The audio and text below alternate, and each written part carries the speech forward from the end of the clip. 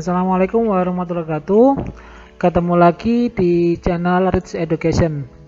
Hari ini saya akan mencoba memberikan kalian pemahaman bagaimana cara yang mudah untuk menghitung biaya perolehan dengan data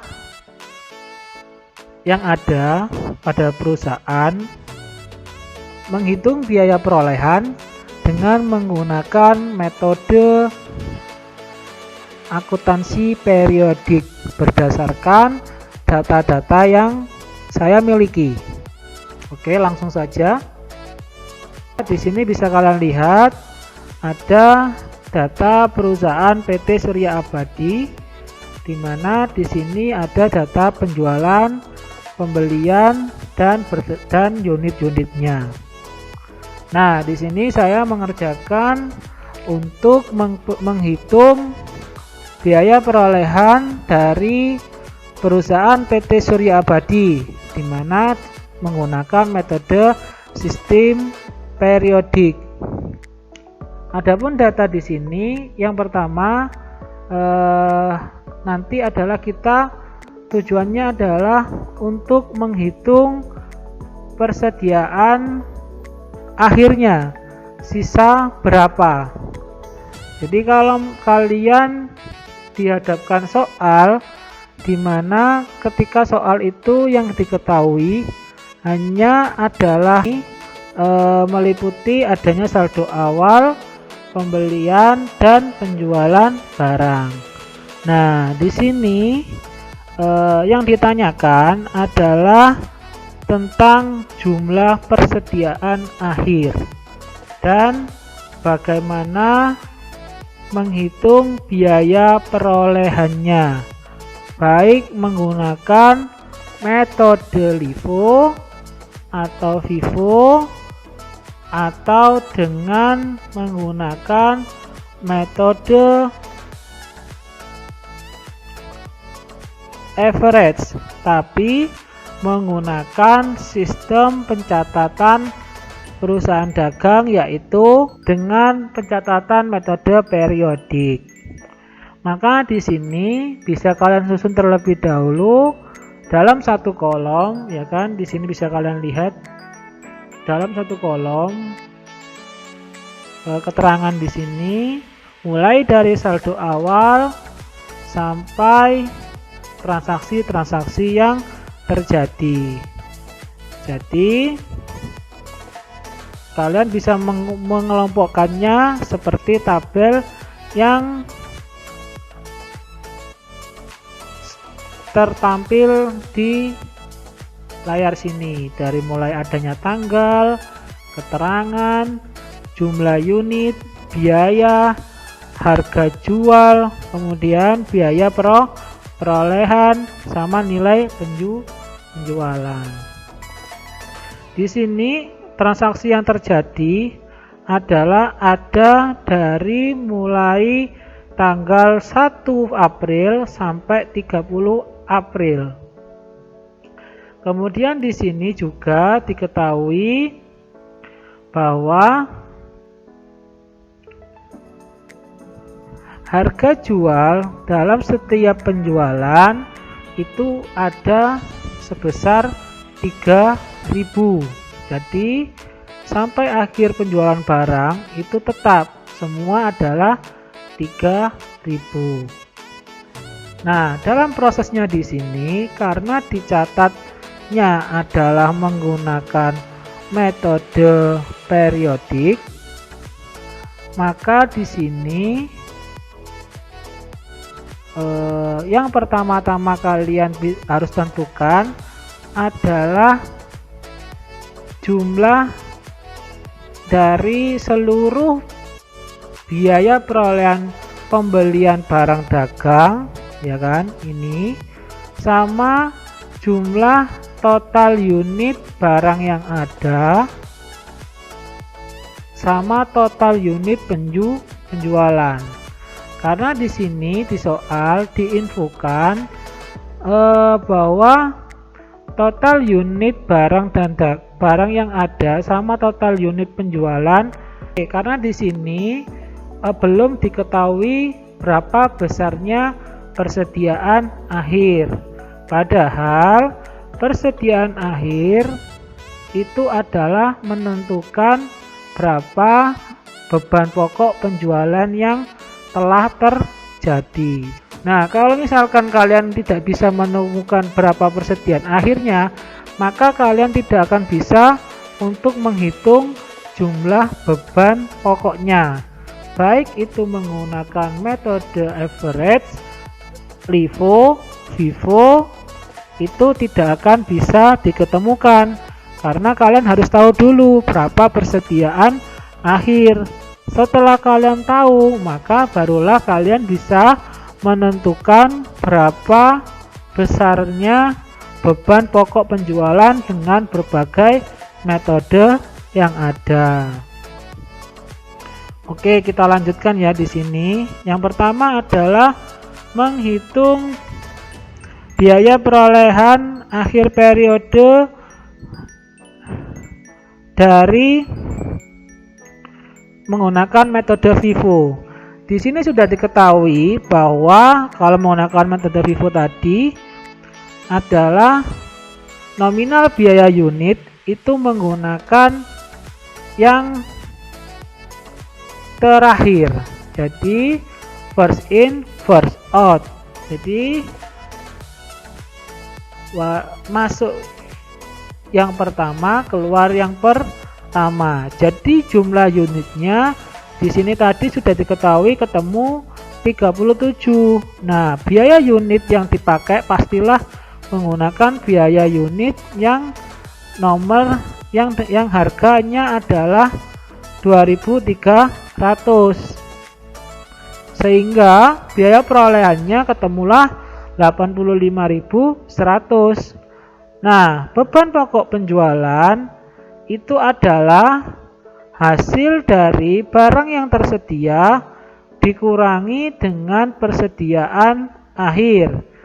Jadi barang yang tersedia di sini adalah sebesar 2.381.500. Itu adalah dari seluruh total pembelian barang dagang dikurangi persediaan akhir. Nah, 2.296.400 itulah beban pokok penjualan menurut metode FIFO, di mana tadi sudah ketemu 37 unit adalah persediaan akhir yang tersisa. Didapatkan dari mana tadi persediaan akhir? Didapatkan dari total unit yang ada dikurangi dengan total unit penjualan yang tersedia, maka ketemulah persediaan akhir.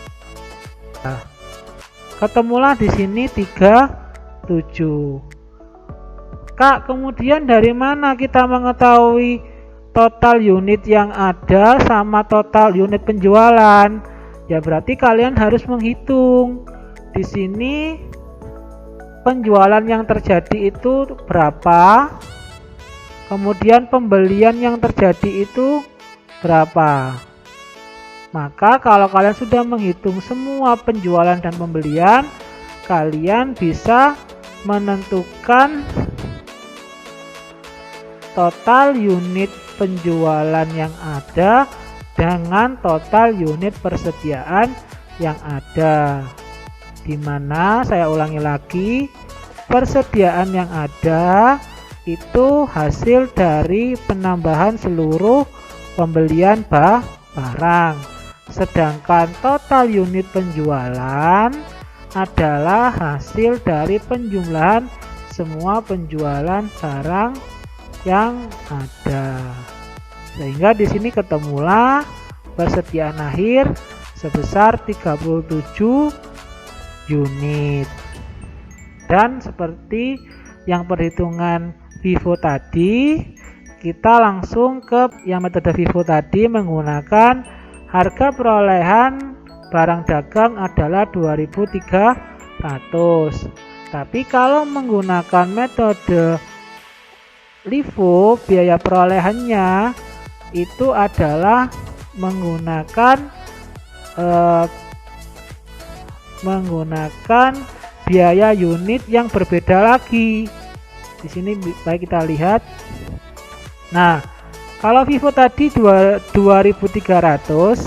kalau LIFO itu menggunakan biaya unit yaitu adalah 1.000.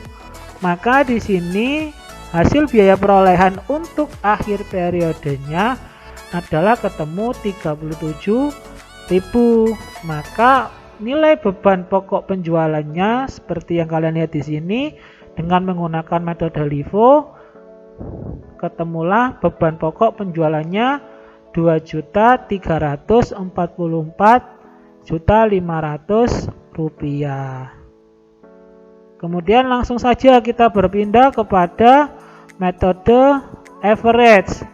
Di sini yang kalian harus fokus adalah metode biaya perolehan average itu harus mencari terlebih dahulu harga dari biaya per unitnya. Kalian tadi sudah menemukan untuk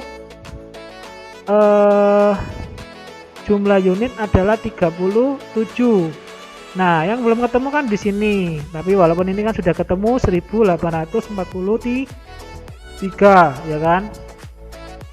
Maka di sini biaya perolehan per unit itu didapatkan dari mana?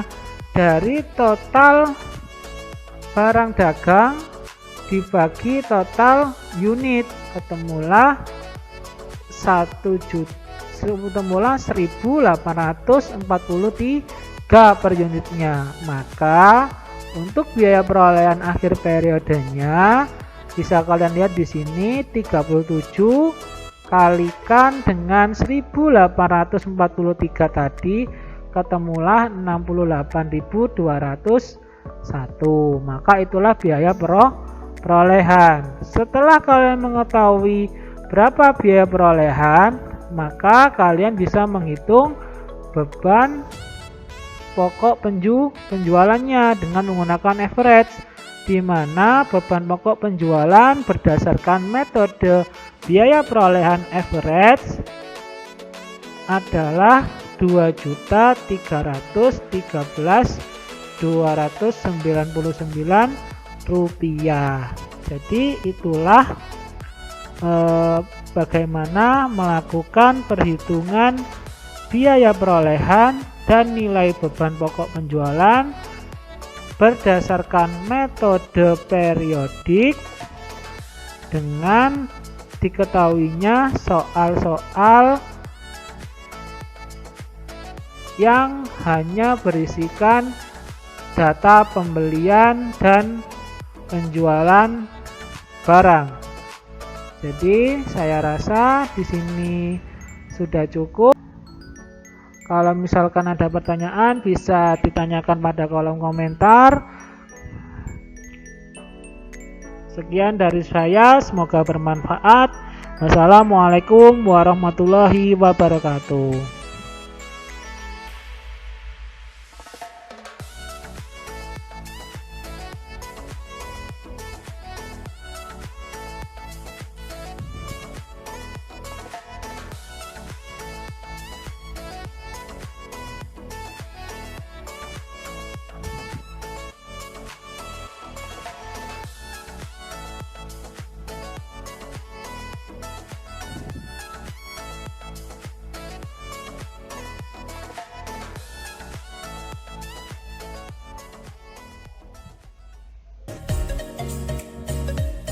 Terima kasih telah menonton.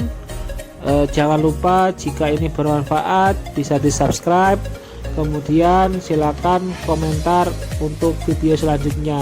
Terima kasih.